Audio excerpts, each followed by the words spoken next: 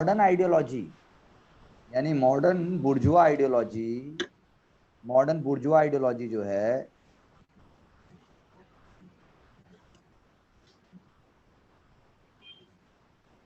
Plus world market, इन दोनों की बातों का भी उस पर बहुत ज्यादा फर्क पड़ा है रिलीजन के ऊपर। रिलीजन जो है बहुत ही कॉन्टेक्स्ट और बहुत ही वैरायटी में यूज किया जाता है। यानी कि रिलीजन है क्या? रिलीजन एक तरीके से स्टडी हो गई। रिलीजन एक तरीके से एक what I should say dialogue process हो गया। और ऐसे ही मल्टीपल डायलॉग प्रोसेस किसके बीच में हो जाता है? डिफरेंट रिलीजन्स के बीच में। एक रिलीजन नहीं, डिफरेंट रिलीजन्स के बीच में भी ये क्या हो जाता है? Dialogue process.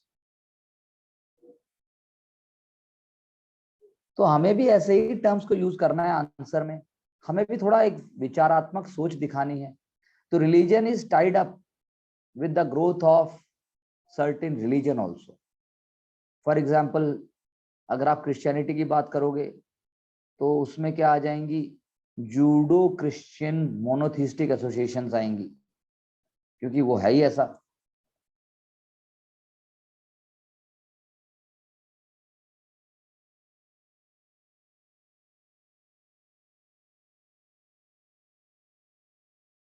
क्योंकि क्योंकि इस हिंदुइज्म तो पॉलीथीइज्म है, लेकिन क्रिश्चियनिटी तो मोनोथीइज्म है, और उससे फिर लेजिटिमाइज कर दिया वेस्टर्न सोसाइटीज ने।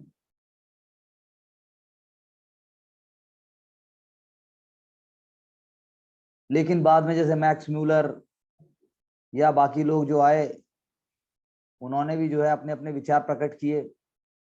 तो एक यानी कि एक तरीके से वर्ल्ड रिलीजन की इंडस्ट्री क्रिएट हो गई।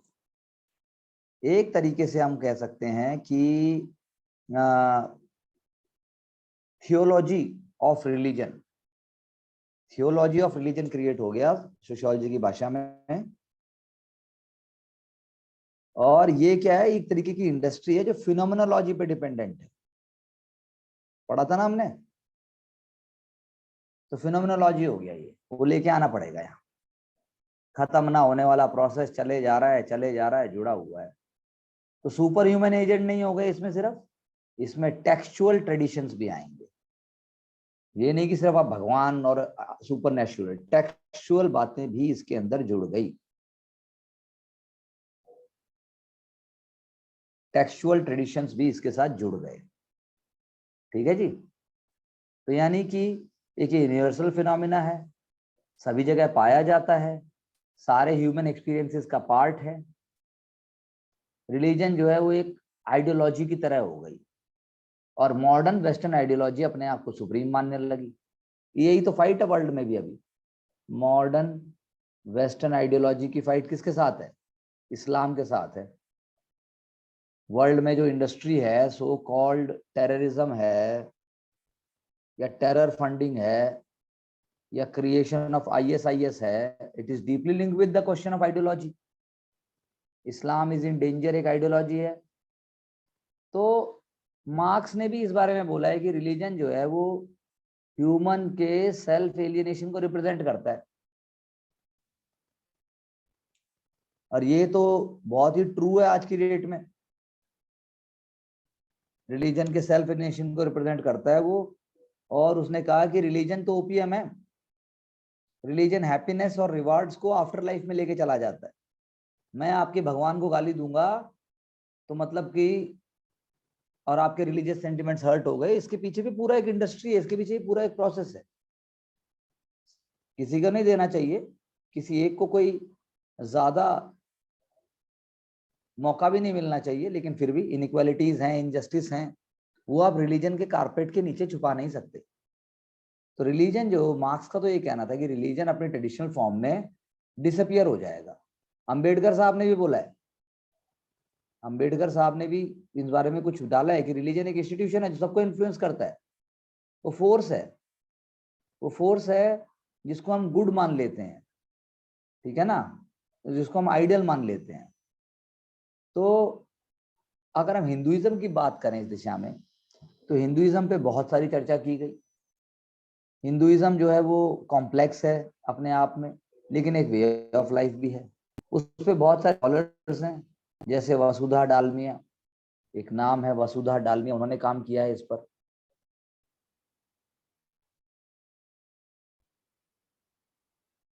वसुधा डालमिया ने काम किया है। और भी हैं, जैसे आपके डेविड लॉरेंसन है एक, उन्होंने भी इस पे काम किया।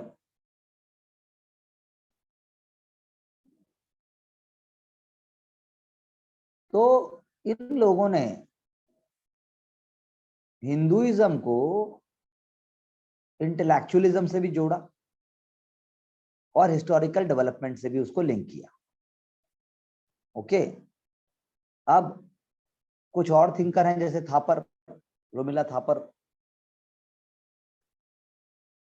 या और बाकी थिंकर्स भी हैं। उन्होंने पुराने कल्ट, पुराने सेक्ट्स, उसकी बात की, बिलीफ्स की बात की।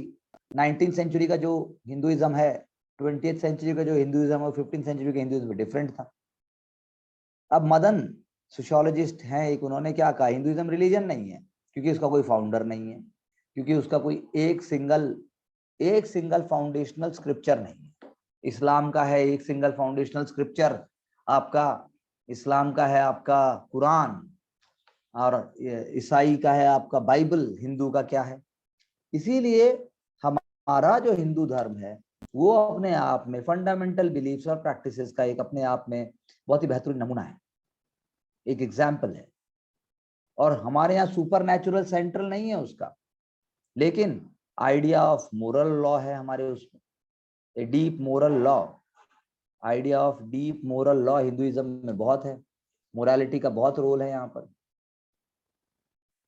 धर्म की बात करता है हिंदुइज्म। रित कॉन्सेप्ट है, रित, ये तो वहां पर भी मिलता है, वैदिक में तुमने पढ़ा होगा, वैदिक एजेस के अंदर रित्ता, वरुणा, लॉर्ड वरुणा की बात करें तो। श्रीनिवास ने भी बात की, MS श्रीनिवास साहब ने भी बात की। उन्होंने कहा कि एक तरीके का कॉम्प्लेक्सिटी है बिना डिफाइन किए हिंदुइज्म, एक तरीके का एमरफसनेस है, एमरफसनेस, कितना बढ़िया शब्द उन्होंने यूज किया।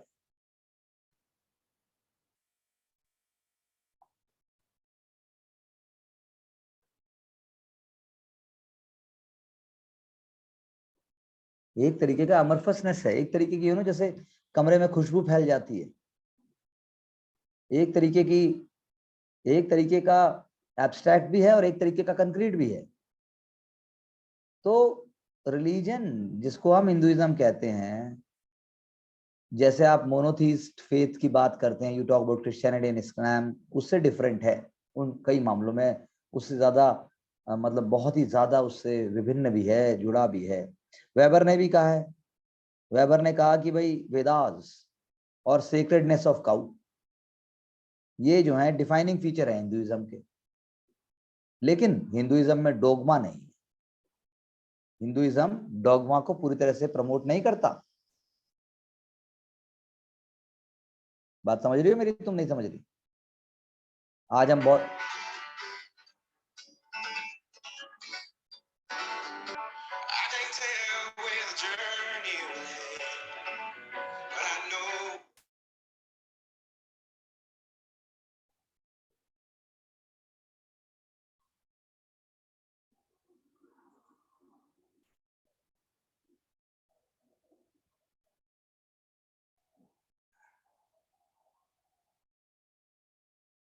तो मैं आपको यही बता रहा हूँ कि रिलीजन है जो इन जो हम बात कर रहे हैं, आंचल जी जो हम बात कर रहे हैं हिंदुइज्म की, तो उसके पर्सपेक्टिव डिफरेंट हो गए।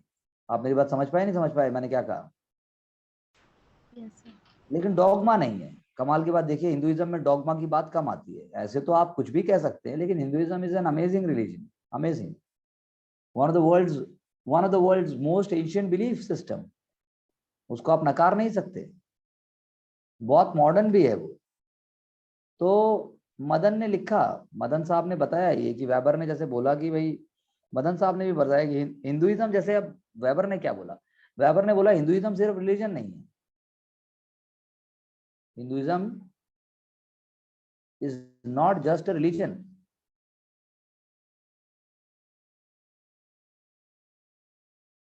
आपको स्क्रीन शेयर हो रहा है, बोर्ड शेयर हो रहा है आपको, या कुछ और शेयर हो रहा है? सर स्क्रीन शेयर हो रही है। बोर्ड की या किसी चीज की है? बोर्ड की। Okay, thank you. तो मतलब basically it is a very very complex and a very broad based process. हम जब बात करते हैं इसकी, तो हिंदुइज्म रिलीजन नहीं है, Hinduism is simply not a religion. लेकिन क्या बोला वेबर ने, क्या है ये है अपने आप में एक कल्चरल ट्रेडिशन।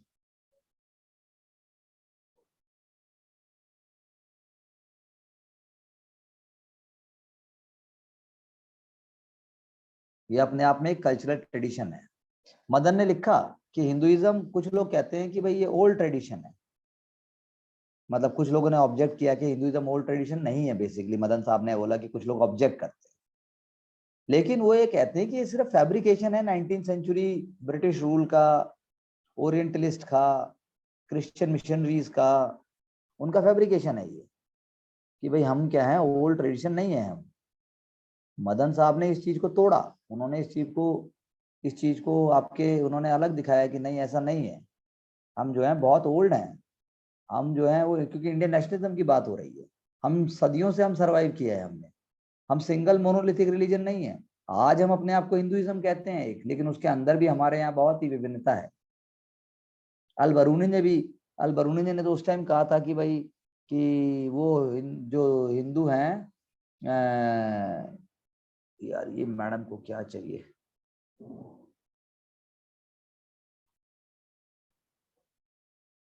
जी जी एक second.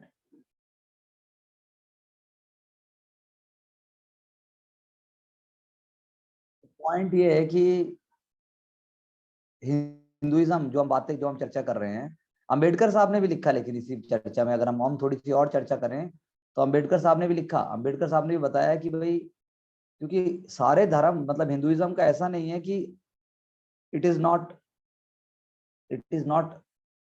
Having very positive and amazing ideas, और इट इज नॉट लाइक, उन्होंने बोला कि पॉजिटिव रिलीजन है, जैसे क्रिश्चियनिटी है, इस्लाम है, जहां पर आप टीचिंग्स को you originate with a teacher, innovators है।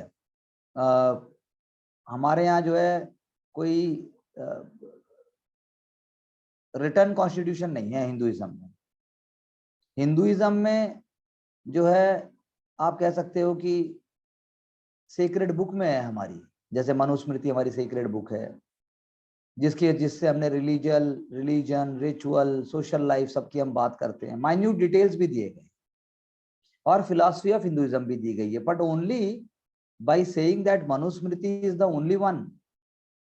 लेकिन ऐसा नहीं है ना, that only Manusmriti is there, Bhagavad Gita भी है, हमारे यहाँ रामायण की सुंदरकांड में बात की गई है, हमारे यहाँ भागवत पुराण है, हमारे यहाँ बाकी भी पुराण हैं।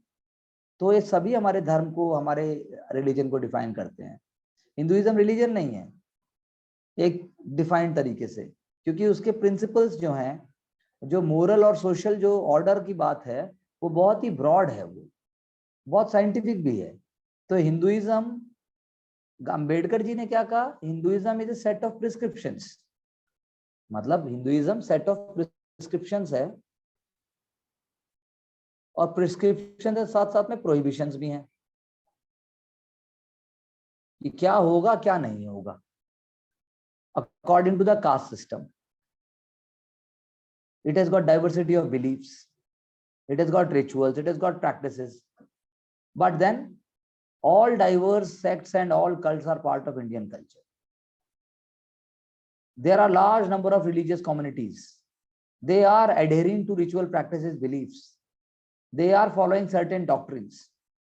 So that is why it may be difficult to comprehend Hinduism as a monolithic religion, but there is no denying in saying that our diversity of existence, our sect, our cult, it is so rich, it is so amazing, has contributed so much to humanity, that religious diversity of India is an integral part of Hinduism in that sense, we can say. तो supreme court ने एक Hindutva judgement दी थी, मैंने उस दिन भी आपको कहा था, एक कैंडिडेट ने यूज कहा था कि भाई जो है, जो टर्म यूज करते हैं हिंदुत्व, हिंदुइज्म इलेक्शंस के अंदर, तो इलेक्शन कमीशन उसको अगर मैल प्रैक्टिस मानेगा तो कैसे होगा? तो हिंदुइज्म तो वे ऑफ लाइफ है।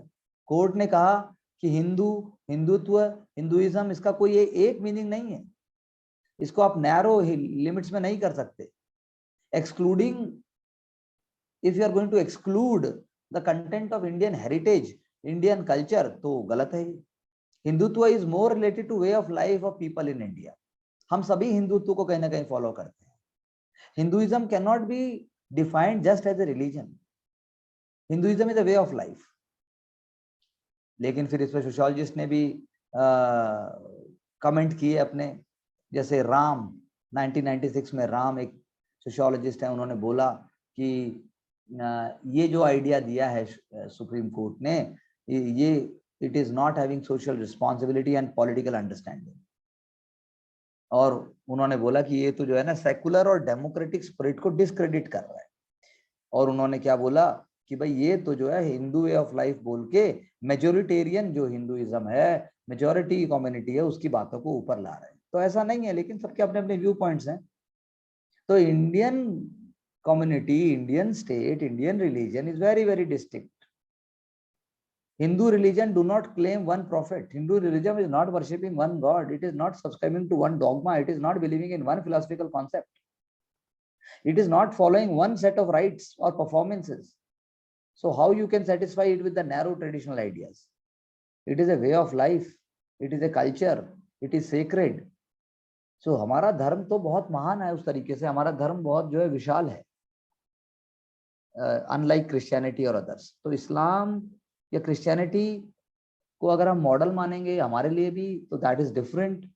हिंदू रिफॉर्म मूवमेंट्स हुए थे 19th और 20th सेंचुरीज में, तो एक कंटिन्यूटी आप देखिए 19th और 20th सेंचुरी में आप पाओगे, जैसे आपका लॉजिक मिलेगा उनमें। रिफॉर्म मूवमेंट में थोड़ा सा उस टाइम का जो एजेंडा था, that was to develop nationalistic sentiment also, इसलिए कोड ऑफ कंडक्ट थोड़ा सा हो गया। और हिंदुइज्म को जो है उन्होंने कभी इस तरीके से डिफाइन नहीं किया जो इंडिया का सिविलाइजेशनल डाइवर्सिटी है। आज का हिंदुइज्म भी इंडिया की सिविलाइजेशनल डाइवर्सिटी को इग्नोर नहीं करता, ऐसा हम सोचते हैं और ऐसा मानते हैं। भारत की सिविलाइजेशनल डाइवर्सिटी को हिंदू वे ऑफ लाइफ डिफाइन करती है। अब उसको सिर्फ आप ऐसे नहीं देख सकते कि भाई ये सिर्फ एक तरीके का धर्म है। तो that is why to a certain extent Hinduism एक वे ऑफ लाइफ भी है और हिंदू एक रिलीजन भी है। हिंदुओं का अपना सिस्टम है, बिलीफ है, हमारे प्रैक्टिसेस हैं, हमारा रिलीजन भी, हमारा वे ऑफ लाइफ भी। हिंदू कम्युनिटी जो है वो नवरात्रा सेलिब्रेट भी करती है, तो नवरात्रे के साइंटिफिक एंगल्स भी हैं। हिंदू कम्युनिटी आपके अभी श्रावण के महीने में कांवड़ लेके आएगी, उसका भी अपना सीक्रेटनेस है। हर चीज का एक हमारे यहाँ लॉजिक है, साइंटिफिक आइडिया है, सिर्फ इस एंगल से नहीं है कि वो हमारे धर्म में लिखा गया इसलिए हम कह रहे हैं। तो हिंदू वे ऑफ लाइफ, हिंदू सिस्टम्स जो है वो ग्रेट ट्रेडिशन, लिटिल ट्रेडिशन दोनों को अपने अंदर लेते हैं और वो जो है उन चीजों को आगे लेके चलते हैं। इसीलिए बहुत सारे स्कॉलर्स ने फिट्जगेराल्ड के अलावा भी जो है स्टडी किया रिलीजन्स को। और जैसे अब शुल्ज थे एक, शुल्ज ने स्टडी किया, शुल्ज ने भी बताया कि भाई आखिर how religion functions in the day to day life of a community, in everyday life world human beings. हम बहुत सारी चीजों को फॉर ग्रांटेड ले लेते हैं, लेकिन it is only our long term practices. जैसे अभी कोरोना भी आया, सो रिलीजन हेल्प्ड, रिलीजन ने बहुत सारा सपोर्ट किया, हिंदुइज्म ने भी बहुत सारा सपोर्ट किया। ये नहीं कि लोग जबरदस्ती फिर मंदिरों में जाना ही चाहते थे, we followed the protocols. So experiential है, Hinduism is an experiential religion, Hinduism is a very practical religion in that sense. Syncretism है, हिंदुइज्म में एक सिंक्रेटिज्म है।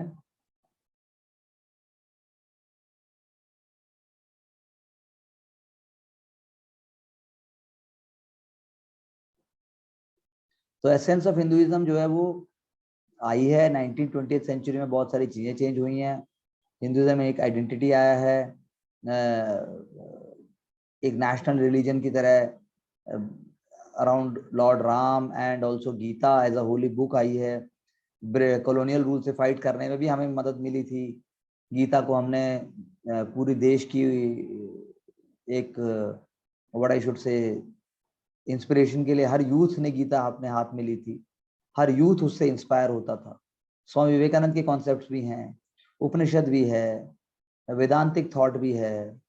तो इंडिया एक जो है एक तरीके से सोशल और पॉलिटिकल आइडियाज को रिफ्लेक्ट करता है।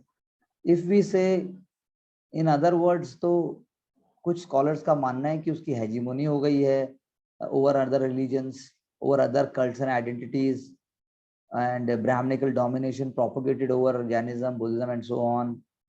And ऐसा लेकिन पूरा आप नहीं बोल सकते। फॉर एग्जाम्पल नॉन वैदिक गॉड्स भी हैं भाई। जो मिडिल एजेस हैं, सिखिज्म आया, भक्ति मूवमेंट आई, उसका भी स्कोप हिंदुइज्म के अंदर ही है। तो हिंदुइज्म एक प्लूरल टर्म है, प्लूरलिज्म है, लेकिन आज की डेट में हिंदुइज्म को हम जियो पॉलिटिकल नेशनलिज्म के एंगल से भी देखते हैं।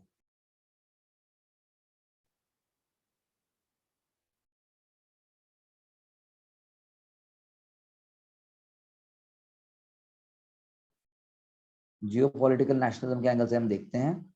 इसीलिए हम नहीं बोलते कि Hinduism means exclusion of all other faiths, exclusion of all other ideas. So Hindu society and Hindu religion एक बड़ा, एक ब्रॉड सोशल कॉमन सेंस है।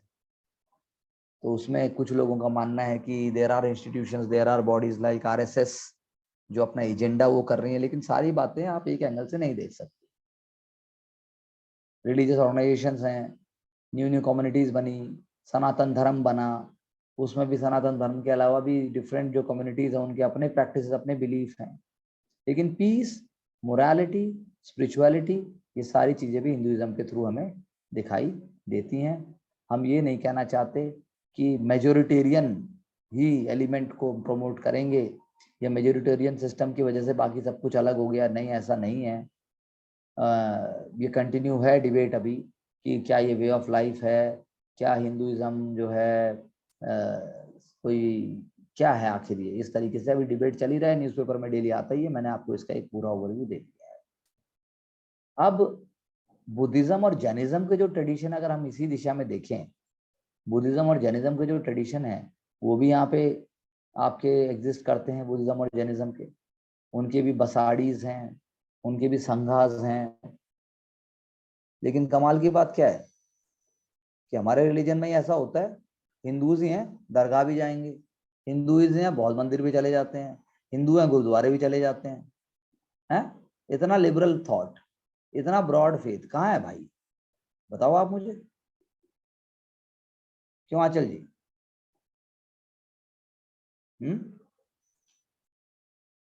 यस सर, नहीं इतना ब्रॉड बताओ मुझे, कहाँ है, कौन से धर्म में हो रहा है? मंदिर भी चले जाएंगे, हम तो क्रिसमस पे केक भी काट देते हैं, पेस्ट्री भी खा लेते हैं।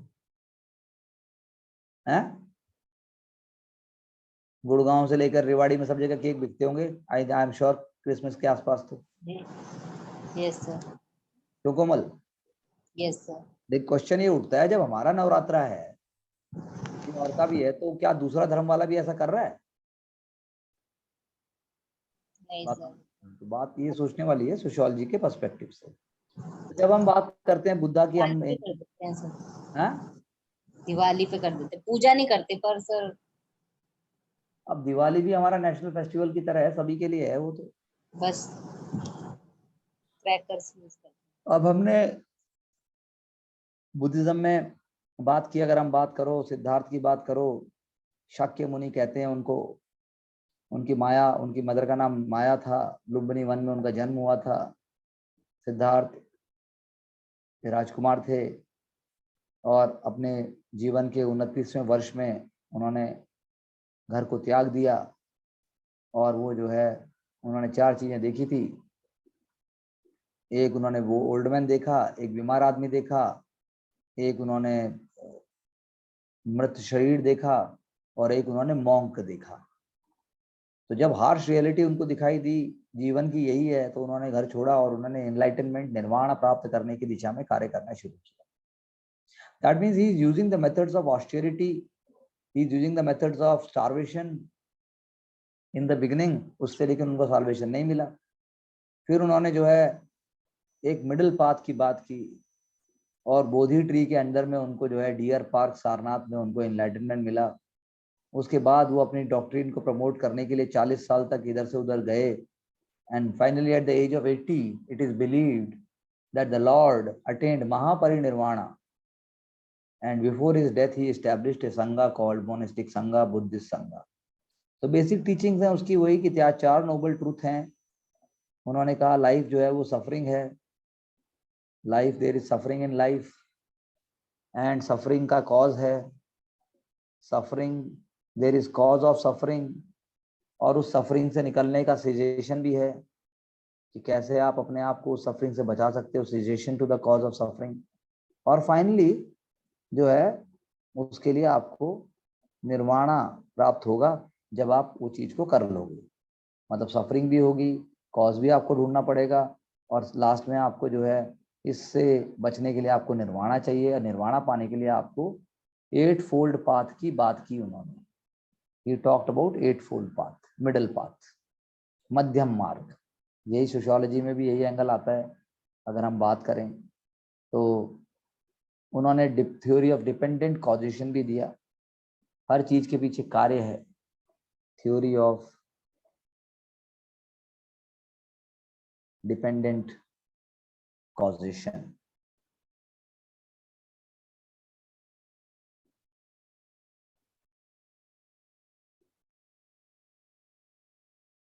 ठीक है जी, कोमल कोई दिक्कत?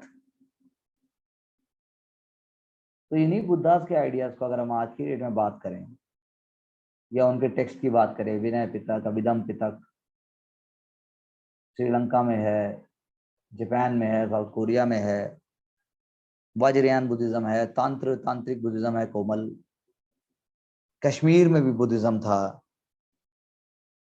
बामियान बुद्धा भी है, बहुत सारे आइडियाज हैं। डीडी कोशाम्बी ने इसके बारे में लिखा है बहुत कुछ, रघुनाथ थापर ने भी लिखा है, और सोशियोलॉजिस्ट लाइक ओमवर्ड ने भी इसके बारे में बात की है। लेकिन जब हम रिलीजन और इंडिया की बात करते हैं तो बुद्धिज्म के केस में हमें क्या मिलता है? बुद्धिज्म के केस में हमें मिलता है कि सोशली इंगेज था बुद्धिज्म,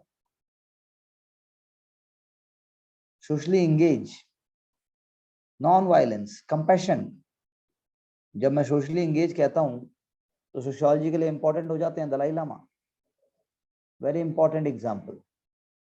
आज भी वो विचारों को प्रमोट कर रहे हैं, आज भी वो एक सोशली क्रूशियल बेंचमार्क बना रहे हैं। जैसे तिब्बत का बात है, तिब्बत 1949 में it was attacked by China and it was occupied, मोनेस्ट्रियां जलाई गई थी, मैन्युस्क्रिप्ट डिस्ट्रॉय कर दिए गए थे, 1 मिलियन तिब्बतियंस को मारा गया था, 1 मिलियन तिब्बतियंस वर किल्ड।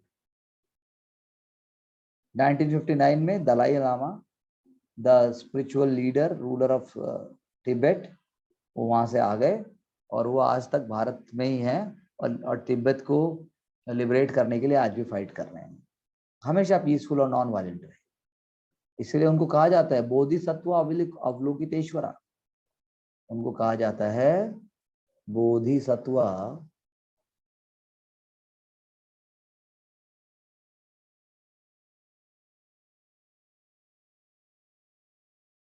किसको कहा जाता है कोमल? कोमल जी,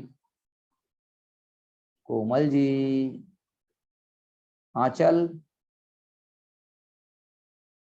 सर दलाई लामा को। Dalai Lama, thank you. ऐसे ही वियतनाम का एग्जाम्पल भी है। वियतनाम में भी जब वियतनाम वॉर हुआ, चीजें बहुत ज्यादा वायलेंट और चीजें बहुत ज्यादा सोशल डिसहार्मनी की तरफ चली गई, तो वहां के भी एक बहुत ही फेमस मॉन्क, अभी नहीं रहे वो, he has also been a legend I should say, Thich Nhat Hanh।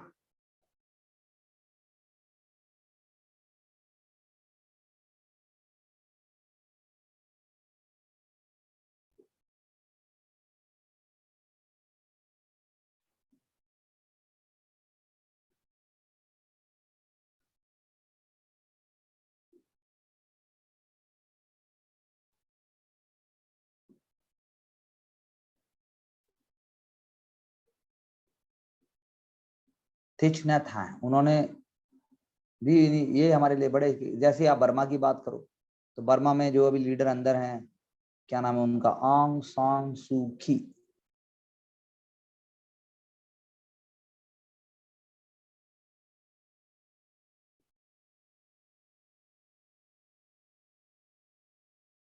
उन्होंने बहुत ज्यादा वो किया, अभी भी किया है। तो ये सारे एग्जाम्पल्स हमें देखने पड़ेंगे। श्रीलंका में भी इसका एग्जाम्पल है। श्रीलंका का आप नजर रखोगे तो मेजर जो है जो है सेल्फ हेल्प प्रोग्राम्स, सर्वोदय श्रमदान एक प्रोग्राम वहां पे चला।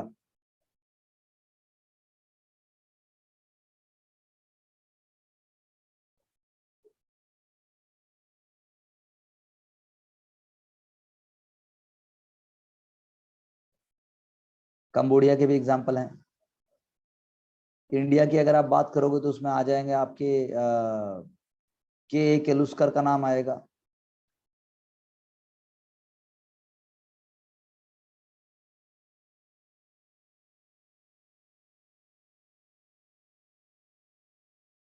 के केलुस्कर के अलावा आप अगर बात करो तो डॉक्टर अंबेडकर, के केलुस्कर जो है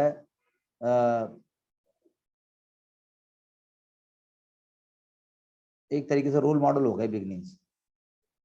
फिर उसके बाद इयोथिथास, साउथ इंडिया में जो लोअर कास्ट हैं उनके उसको करने वाले।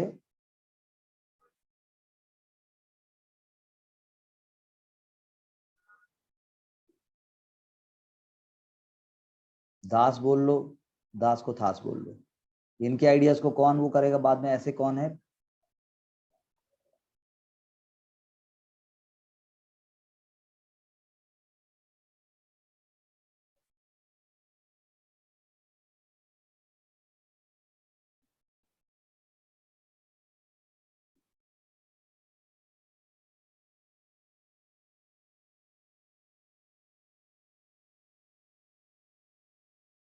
ईवी रामास्वामी नायकर, इसका नाम तो हमने, इनका नाम हमने सुना है, बात भी की है, केरला के थे। अंबेडकर साहब की मूवमेंट भी चली है, बाद में ट्रांजिशन भी उन्होंने किया है। तो यानी कि डॉक्टर अंबेडकर जो है भारत में दलित के लिए और उनकी रिलीजियस कल्चर आइडेंटिटी के लिए बहुत ज्यादा वो रहे हैं। अगर हम महावीरा की बात करें तो वही जैन धर्म में भी वह त्रिरत्न है जैनिज्म का, right knowledge, right action, right concentration, ऐसी तरह की बातें उन्होंने की। राइट नॉलेज लगाइए, राइट एफर्ट लगाइए, उससे आप जीवा लिबरेट हो जाएगा। नॉन इंजरी यानी कि अहिंसा और नॉन इंजरी उनका भी डीप है। श्वेतांबर और दिगंबर धर्म में दोनों में परिवर्तित हो गया।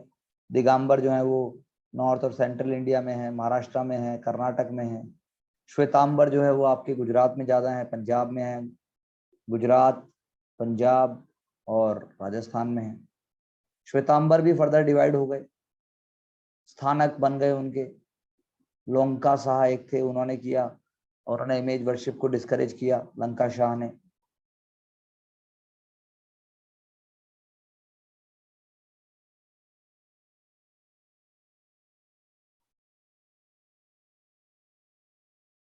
अब सोचने वाली बात यह है कि देखो परिवर्तन लाते गए, तेरापंथी बन गए। फिर उसके बाद तेरापंथी एक शब्द है, आप ढूंढोगे, आप तेरापंथी स्थानकवासी से जुड़ गए, उनके अंदर अलग फिर डिवीजन होंगे। फिर मूर्ति पूजक एक हो गए, वो वर्शिपर थे।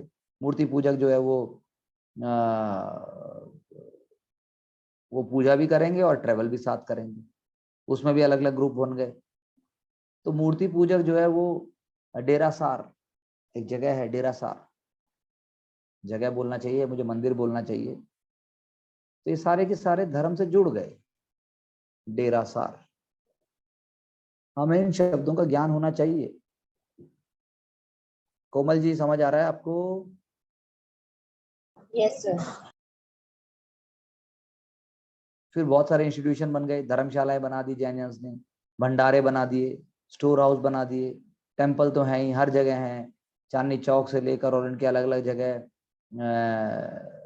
वो। लेकिन सबसे इंपॉर्टेंट क्या है, पंजरापोल, यानी जैसे बर्ड हॉस्पिटल, एनिमल हॉस्पिटल होता है, वो भी इन्होंने बनाए, वो भी धर्म का एक एक्सटेंशन हो गया, पंजरापोल। ठीक है, शेल्टर देंगे वो जानवरों को, स्कूल बनाएंगे, हॉस्पिटल बनाएंगे, टेक्निकल इंस्टीट्यूट बनाएंगे। और ले पर्सन जो है वो भी धर्म को पालन करेगा, उसको उपासक कहते हैं।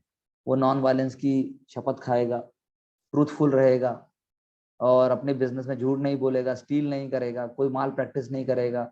आज की डेट में अगर बोलोगे तो अपने टैक्सेस टाइम से पे करेगा, ऐसा होना चाहिए। सेलिब्रेसी, सेलिब्रेसी वो प्रैक्टिस करेंगे जो विवाहित जीवन में नहीं है, ठीक है ना।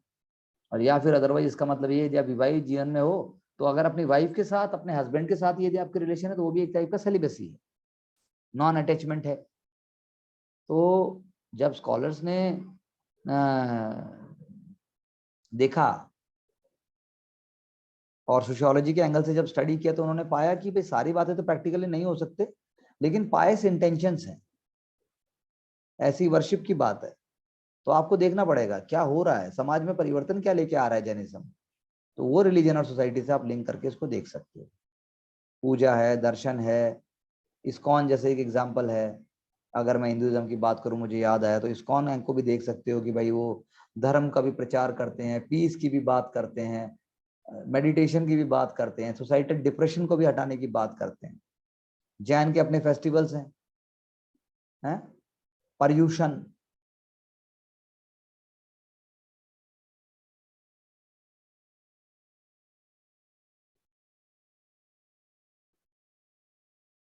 पर्यूषण है, कल सूत्रार्थ में इनकी चर्चा की गई है।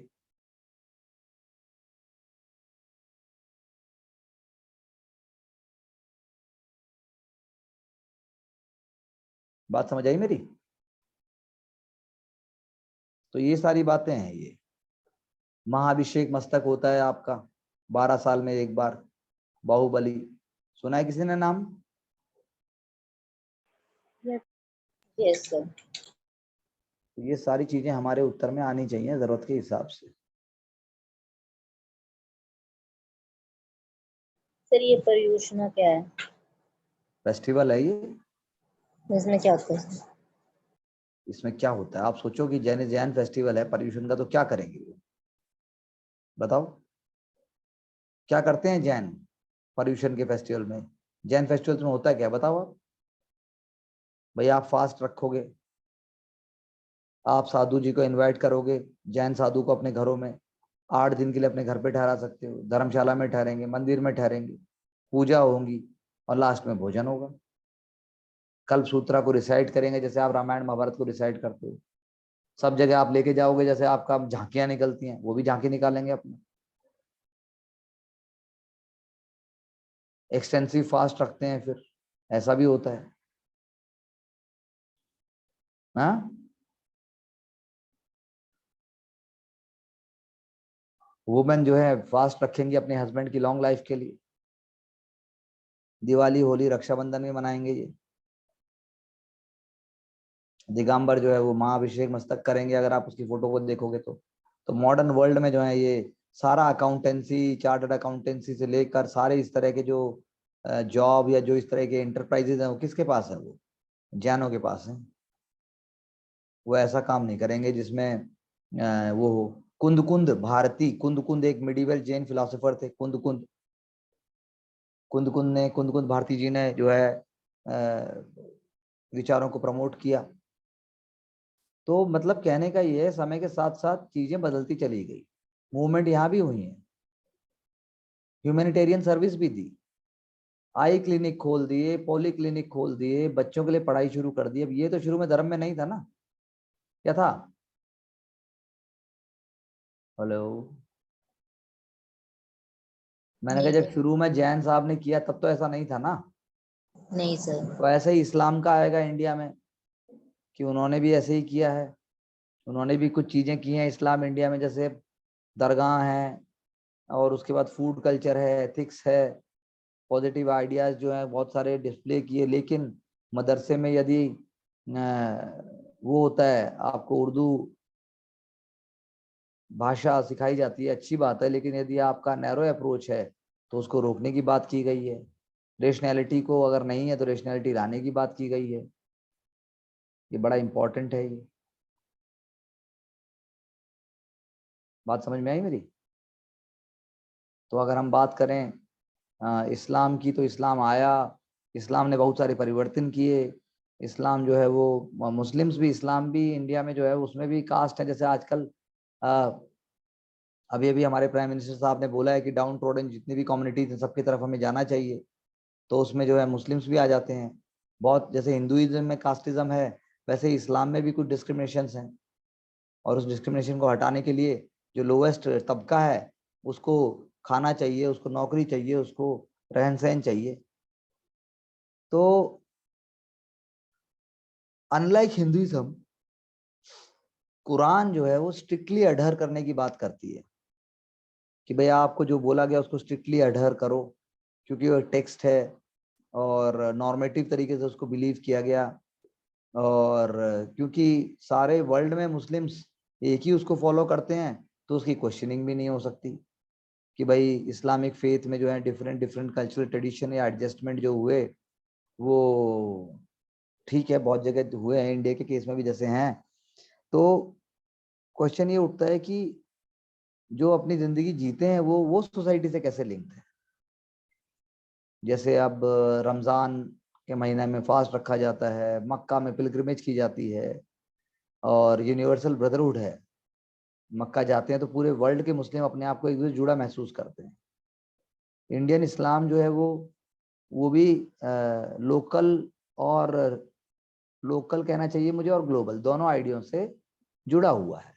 इससे जो है फंडामेंटलिस्ट जो आइडियाज हैं वो साइड हो गए हैं, वो ज्यादा आगे नहीं आ पाते, और इंटीग्रेशन हो गया है लोकल सोसाइटी के साथ। यानी सब धर्म, जो हिंदुइज्म में धर्म अगर इम्पोर्टेंट है तो इस्लाम में भी इम्पोर्टेंट है।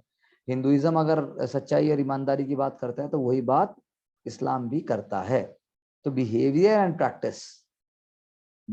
practice of both the communities, if it promotes social harmony, then nothing like it, you know. coexistence with Hindu practices भी है, कोएग्जिस्टेंस है, बाकी वर्ल्ड में भी इस्लाम जो है बाकी के साथ कोएग्जिस्ट करता है, पर इंडिया में भी है। इंडिया में भी जैसे एक मंदिर है, साथ में मस्जिद है, ऐसा भी बहुत जगह है। अब वो बात नहीं है कि भाई जो अन इस्लामिक है वो हो ही नहीं सकता, वो होगा, वो हो रहा है तो होगा, वो आप अपना करिए और दूसरे को अपना कीजिए। अब स्पीकर एट मॉस्क्स, स्पीकर हमेशा थोड़ी ना थे। एक आर्ग्यूमेंट ये भी है, जिस जमाने में स्पीकर नहीं थे तब भी तो आजान दी जाती थी, आप आजान वैसे दे लो। तो अब सोशल एंथ्रोपोलॉजिस्ट इंडिया में जैसे एक हैं वीना दास, मैंने एग्जांपल आपको नाम पहले भी बताया है। तो वीना दास ने स्टडी करके बोला कि ऐसा नहीं है कि इंडिया के केस में इस्लाम जो है वो अंडरस्टूड नहीं किया गया शुरू से। वो आप फोक रिलीजन से जोड़ोगे, थियोलॉजी से जोड़ोगे, आप उसको एक एसेंस से जोड़ोगे। सिंगल स्क्रिप्चर है कुरान, और कुरान से आप जोड़ते हो। कुरान हैज बीन जो है वो इंटरप्रेट किया गया है डिफरेंट डिफरेंट कम्युनिटीज से, तो थोड़ा बहुत डिफरेंसेस हो सकता है किसी न किसी इंटरप्रिटेशन में।